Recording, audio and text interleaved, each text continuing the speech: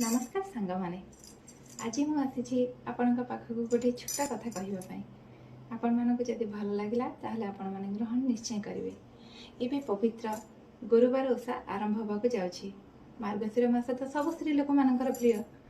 आशा पाखि आसला माने समस्ते भावती केमी घर द्वार लिपापोछा करेंगे, झोटी पकड़े, आउ धला नालीर शाढ़ी पिंधे।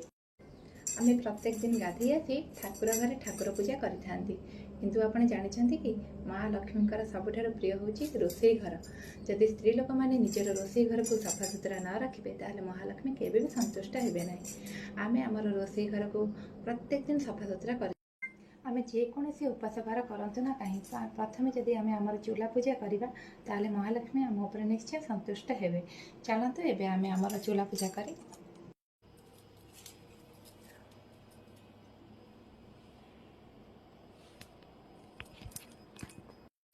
आमे महालक्ष्मी को दीपटे जाली प्रार्थना करवा, हे माता महालक्ष्मी जमीती मो घरे केबे भी अभाव अनाटन न पड़ू, आ मो रोसई घरे आसुवा जेकोसी अतिथि अभ्यागतर मुझे ठीक भाव में सेवा यत्न करें, आ सी पेट पूरा खाई जातु, केबे भी मो घरे जमी अभाव न पड़ू, आ कौन लोक जमी भोकर न फेरू। जय माता महालक्ष्मी। जदि आपको मोर ये भिडियोटी भल लगी था ताहले आपण निश्चय कमेंट करी जणाइबे।